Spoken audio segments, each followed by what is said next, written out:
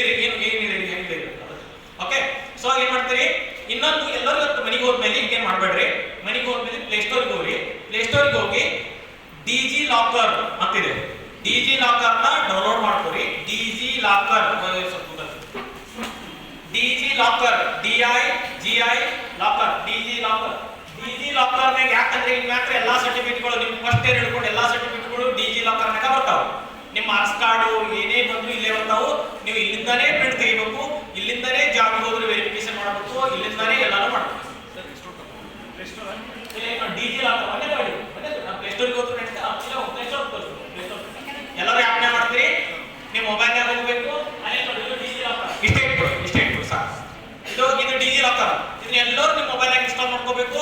ಇದನ್ನ ಲಾಗಿನ್ ಆಗಬೇಕು, ಇನ್ಸ್ಟಾಲ್ ಆಗಬೇಕು. ಇನ್ಸ್ಟಾಲ್ ಆದ್ಮೇಲೆ ನೀವು ಮೊಬೈಲ್ ನಂಬರು, ಮೇಲ್ ID ಅದು ಕೇಳುತ್ತಾ ಲಾಗಿನ್ ಆಗಿ, ಒಂದ್ಸಲ ಲಾಗಿನ್ ಆಗಿಟ್ರೆ ಅಂದ್ರೆ ನಿಮ್ಮ ಹೆಸರಲ್ಲಿ ಏನೇನು ಸರ್ಟಿಫಿಕೇಟ್ SSLC ಬಂದದ ಅಲ್ಲಿ ಇರುತ್ತೆ. ಹೋಗಿ ನೀವು SSLC ನಿಮ್ಮ ಮಾರ್ಕ್ಸ್ ಕಾರ್ಡ್ ಹುಡುಕ್ರಿ ಇರುತ್ತೆ. PUC ಅಪ್ಲೋಡ್ ಮಾಡಿರಲ್ಲ ನೋಡ್ರಿ, PUC ಅಲ್ಲಿ ಬಂದಿರುತ್ತೆ. ಇನ್ನು ಡಿಗ್ರಿ ಯಾವ್ಯಾವ ಬರ್ತಾವ ನೋಡು, ಎಲ್ಲ ಇಲ್ಲೇ ಅಪ್ಲೋಡ್ ಆಗ್ತದೆ. ನಿಮ್ಮ ಇನ್ನು ಮಾರ್ಕ್ಸ್ ಕಾರ್ಡ್ಗಳು ವೆರಿಫಿಕೇಶನ್ ಇಲ್ಲೇ ತೋರಿಸೋದು.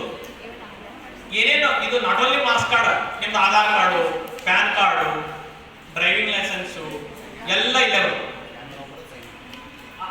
ಪಿಕ್ಚರ್ ಕ್ಲಿಕ್ ಮಾಡಿ ಸರ್,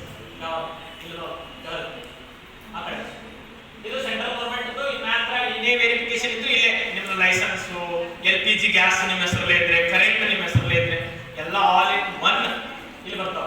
ಈ ಸದ್ಯ ನಿಮ್ಮ ಅವೇನು ಎರಡ್ ಅನ್ಕೋತೀನಿ, ಲೈಸೆನ್ಸ್ ಕಾಸು ಅಂತೆಲ್ಲ ನಿಮ್ಮ ಫಾದರ್ಸ್ ಅವ್ರು ಇರ್ತಾವ, ಅವ್ರಿಗೆ ಮಾಡಿಕೊಡ್ರಿ.